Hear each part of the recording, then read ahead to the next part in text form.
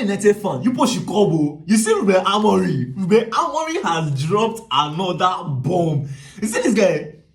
This guy does not even used to chill at all. See, for those of you that are complaining for him, Ruben Amorim has given people a bombastic response. A response that even me, I was not expecting. See, it from what Ruben Amorim said, it's more like if this guy has been observing us since for how many years? This guy has been watching us low key for how many years?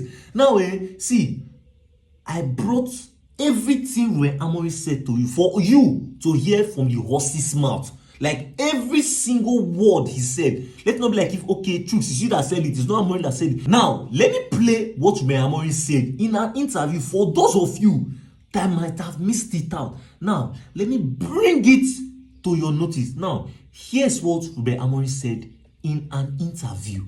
Everybody talk about the system. I pay attention to all things about Premier League for a while, and I remember all the media, all the fans saying that a Manchester United coach needs to have a philosophy, needs to have an identity, and that you point the finger to the last coach here. I remember all the noise that people say that when the former coach said that I cannot play the same way that I was playing in my former club because I don't have the same clubs, and all the people said that, but we get this coach because he has a philosophy, the way of playing, he's not bringing that here. So the problem is not the system. The problem is the results.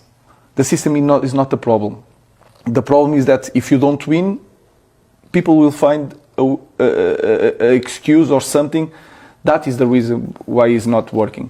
Then we will change the way we play. We will have more rotation in the way we play, the system, all these things. But it will take time. So I will do things with my time. And the final thing I think is, if I look at the team playing now, in the games that we have, we miss a little bit luck. But we can look for that luck because we can be more aggressive and believe more. I think sometimes we see our team, we playing well, but the belief sometimes is not there. Now, you have heard it from the horse's mouth. So now, do you know what Ruben is trying to say? Ruben is trying to say that, Kobo, you are telling me to change. You are telling me to change my philosophy, to change my formation, to change the way I play. Now, I could record that years back in the former managers to come, like the last manager.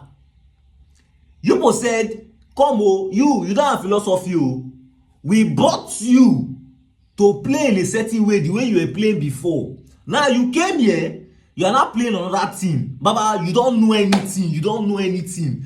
But now he played in a certain way when he was in his former club, and we brought him because of the way he's playing, and now he's playing now. We are not telling him to change it.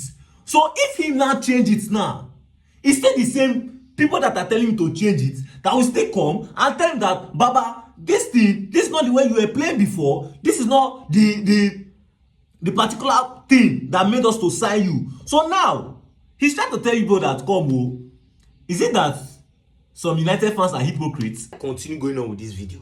If you have stayed up to this point, please hit the like button. If you haven't subscribed, subscribe. Now make sure that Kobo, it's not like if we are not playing well. The system is not the problem. It's just that we are not scoring goals. We are not scoring goals. That's just our issue. That we lack a little bit of luck.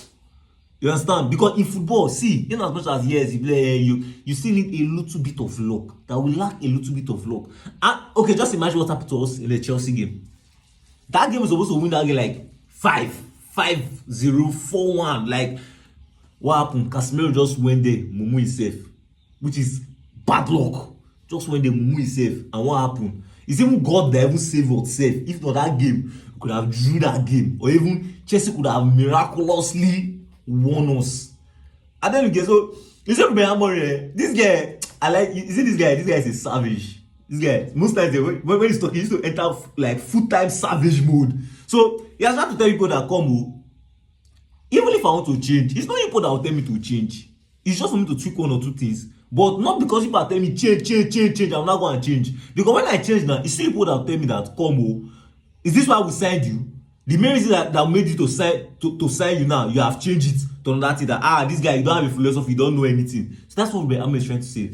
Now, their latest report that United will be targeting a top midfielder.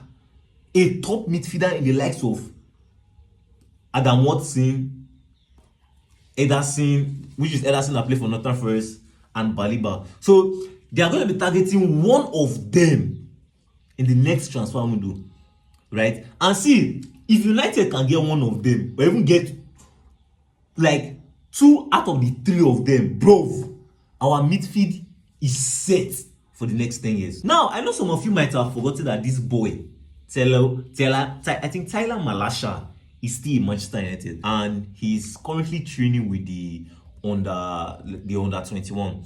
And now, reports from the under 21 is that this guy intensity in training has been mad.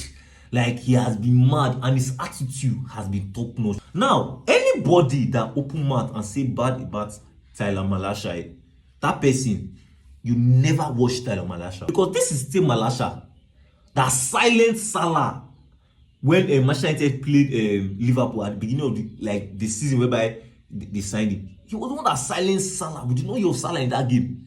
Silence how many big names? Saka. You get this same Malasha kept, what is his name? Luke Shaw. Kept Luke Shaw on the bench. Like, retired Luke Shaw to the bench. This same Malasha. I don't know if you get. Then I think what Manchester United need to do is that if this guy is actually balling out well in the under 21, right? Number one, he's still very, very young. So it's not like he maybe is 28 years old and maybe his salary is huge. His salary is not huge. If this guy is balling out well, have a great attitude, right? It's simple. Now, in that left back, the only person who have in that left wing back is Dogu, right? I'm not saying she just integrate him back. No.